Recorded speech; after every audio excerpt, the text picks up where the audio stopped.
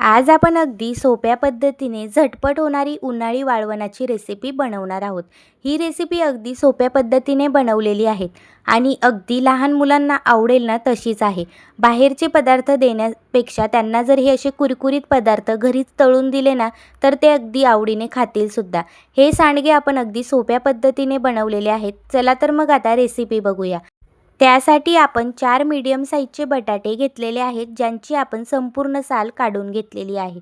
नंतर एका बाउलमध्ये पाणी घ्यायचं आणि 4ही बटाटे ह्या पद्धतीने एका किसणीने आपल्याला पाण्यामध्ये किसून घ्यायचे आहेत.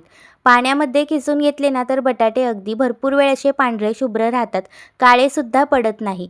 ही रेसिपी आपण इतक्या सोप्या पद्धतीने बनवलेली आहे ना, अजिबात पापडखार किंवा सोडा वगैरे न वापरता बनवलेली आहे.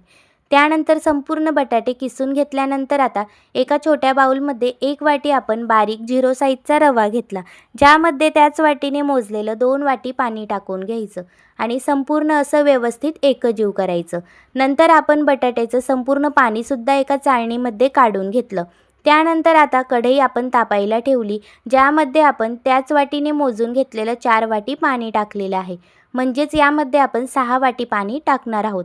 त्यानंतर यामध्ये आता चवीपुरता मीठ, 1 चमचा जिरे टाकून घ्यायचं. नंतर किसलेले बटाटे ज्याचं आपण पाणी काढून घेतलेलं ते यामध्ये टाकून घ्यायचं. सगळं टाकल्यानंतर आपण संपूर्ण असं एकजीव करून घेणार आहोत.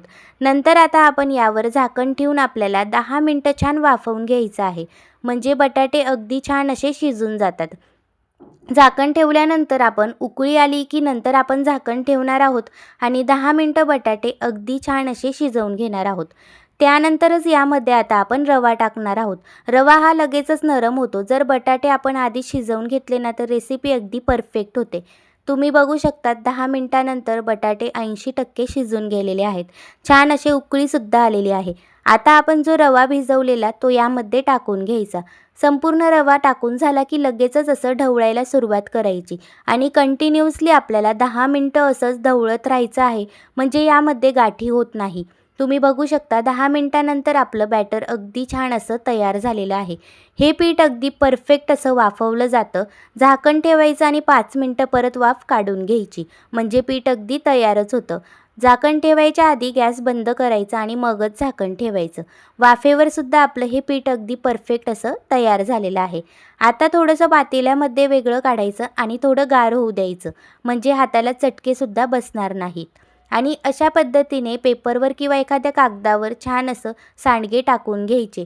अगदी उन्हामध्ये कडकडीत वाळवायचे. 2 दिवसात कुरकुरीत वाळवले सुद्धा जातात. बघू शकतात सगळेच आपण एका कागदावर हे सांडगे टाकून घेतलेले आहेत. मस्त 2 दिवसानंतर कडकडीत उन्हात कुरकुरीत असे वाळवले गेले. आता तुम्हाला तळून सुद्धा दाखवते. अगदी कुरकुरीत असे तळले जात आहेत. ह्या पद्धतीने जर तुम्ही हे सांडगे बनवले ना तर मुलांना बाहेरचे कुरकुरे सुद्धा द्यायची गरज नाही. अगदी सांडगे पटकन तळायचे आणि मुलांना खायला द्यायचे. मुलांना हे सांडगे इतके आवडतील ना की अगदी डब्बा वर्षभराच्या आधीच संपून जाईल. भरपूर प्रमाणात बनवून ठेवा. मुलं बाहेरचं खाणंच विसरून जातील. त्यांना तळून द्या, अगदी आवडीनेच खातील. अगदी सोपी आणि झटपट होणारी रेसिपी आहे. याच पद्धतीने तुम्ही कुरकुरेसुद्धा बनवू शकतात. भरपूर प्रकारचे आकारसुद्धा बनवू शकतात. हे झटपट होणारे सांडगे नक्की ट्राय करा. वर्षभर आरामात टिकतील.